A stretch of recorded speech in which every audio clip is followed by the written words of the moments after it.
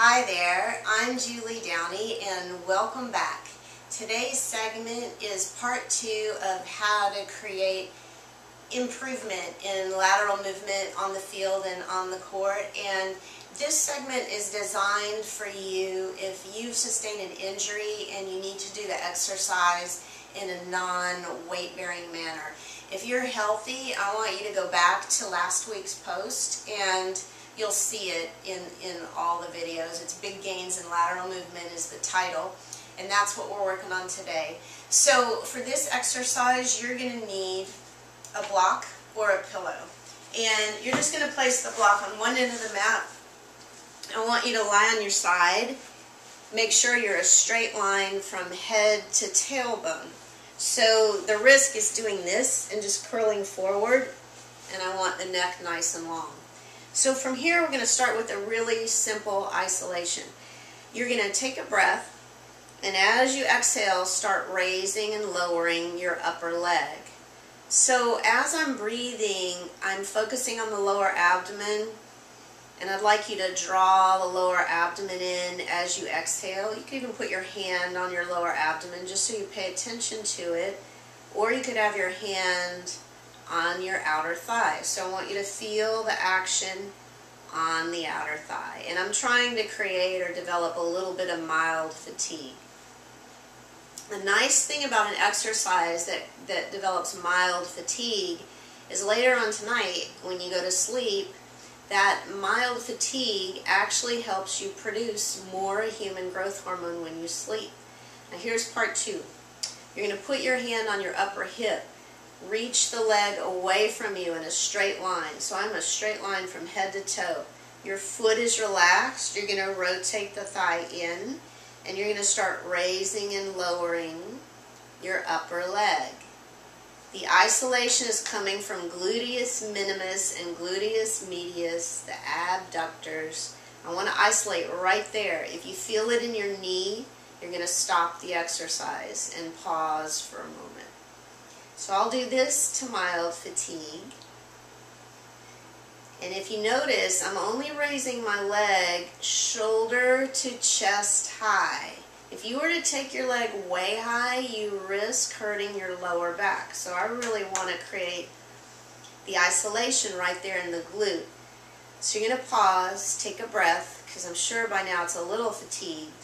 And then move your leg to a 45-degree angle. I almost didn't get it right. So I have the knees stacked, and I'm going to repeat, just raising and lowering. Abdomen draws in when you exhale.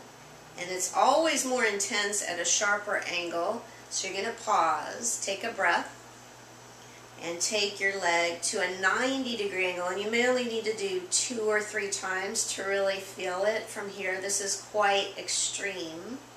Take your breath. And then go ahead and bend the knee. Come back to where we started. Let everything calm down. Breathe.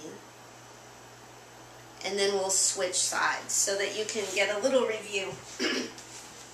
So I'm just changing.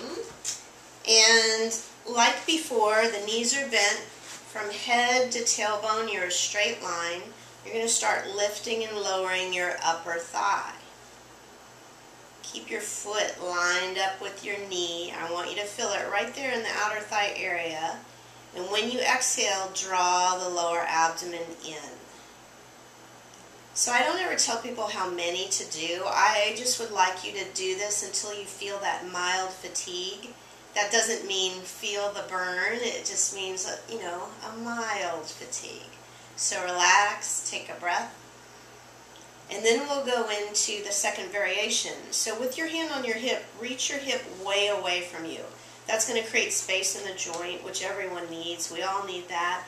Point the big toe down towards the floor. Relax your foot. Remember, everything is coming from this isolation. So I'm getting to the glutes.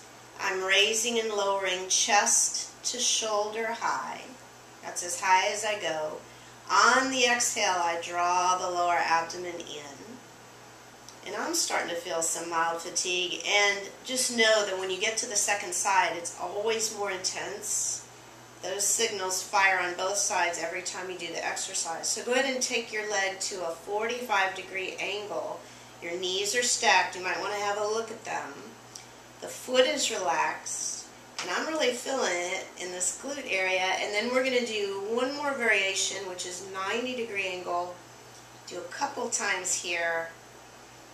I'm definitely feeling that. All right, and then we're going to come back to center, let the leg relax. Take a breath. And that's your exercise. So just to review, that last segment was a way to engage the outer thigh and the abductors to improve lateral movement. This is for if you've had an injury, all right, and you can't bear a weight. Now I've got many more great tips and techniques. All you need to do is follow the link to my blog at juliedowney.com. Until then, I want you to practice. Shoot me a question. Let me know your feedback. And I'm looking forward to talking with you soon.